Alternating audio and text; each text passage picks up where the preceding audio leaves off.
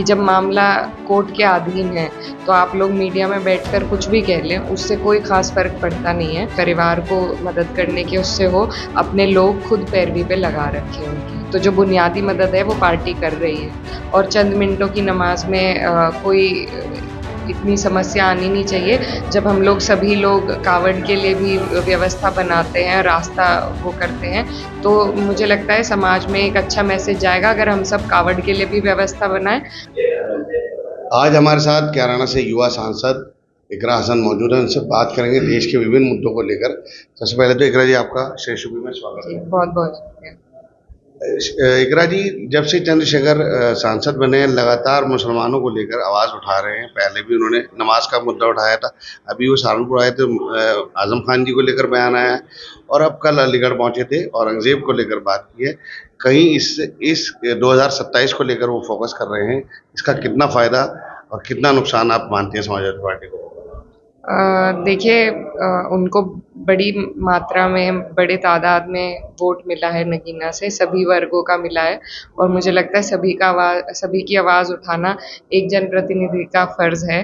तो उसी लिहाज से वो आवाज़ उठा रहे हैं और इसके क्या राजनीतिक मीनिंग है, क्या वो करना चाह रहे हैं, ये तो वो ही बेहतर बता सकते हैं। उन्होंने आजम खान जी को लेकर आवाज़ उठाई है कि जेल में ठूस दिया गया है, लेकिन जबकि मुसलमानों का वोट समाजवादी पार्टी को, कांग्रेस को मिलता है, आज तक किसी ने भी इस बारे में आवाज़ नहीं उठाई। ऐसा बिल्कुल नहीं है। पार्टी लगातार उनकी आवाज़ भी उठा रही है, उनकी मदद भी कर रही है, लेकिन कई मामले में, क्योंकि मेरे भाई खुद जेल में रहे हैं और मैंने खुद उनकी पैरवी करी है, तो मैं इस बात को आपके माध्यम से बताना भी चाहती हूँ कि जब मामला कोर्ट के अधीन है तो आप लोग मीडिया में बैठकर कुछ भी कह लें, उससे कोई ख़ास फ़र्क पड़ता नहीं है। ये मामला तो न्यायालय से ही आपको पैरवी करनी पड़ती है, वहीं से लड़ाई लड़नी पड़ती है और वहीं से आपका समस्या का निस्तारण भी हो सकता है। और जिसकी मदद में पार्टी चाहे वकीलों के माध्यम से हो, चाहे परिवार को मदद करने के उससे हो, अपने लोग खुद पैरवी पे लगा रखे हैं उनके। तो जो बुनियादी मदद है वो पार्टी कर रही है। चंद्रशेखर ने कहा है कि जब कांवड़ के लिए रास्ता रुक सकता है, रोड रुक सकता है, तो 20 मिनट की नमाज होती है, उसके लिए क्यों नहीं रास्ता रुक सकता? जी देखिए, ये उनके बयान हैं, वो भी एक जनप्रतिनिधि हैं, उनके बयानों को वो ही विस्तार से बता सकते हैं। लेकिन बात बिल्कुल ठीक है, नमाज़ सिर्फ़ कुछ चंद मिनटों की होती है और चंद मिनटों की नमाज़ में कोई इतनी समस्या आनी नहीं चाहिए। जब हम लोग सभी लोग कावड़ के लिए भी व्यवस्था बनाते हैं, रास्ता वो करते हैं, तो मुझे लगता है समाज में एक अच्छा मैसेज जाएगा अगर हम सब कावड़ के लिए भी व्यवस्था बनाएँ और नमाज के लिए भी अगर सब लोग मिलके व्यवस्था बनाएं। हाथरस में हादसा हुआ है, क्या कारण मानती है इस हादसे का, क्या वजह रही हो? मैं, जहाँ तक मेरी जानकारी है, कहीं न कहीं कोई न कोई लैक्यूना हुए हैं इसमें प्रशासन की तरफ से, और जिस हिसाब से परमिशन दी गई और एग्ज़िट के वहाँ पर कम रास्ते थे, तो उस वजह से ये घटना हुई और बहुत अफ़सोसजनक घटना है जिसमें इतने सारे लोगों ने कुछ लोगों की भूल की वजह से अपनी जान गँवाई।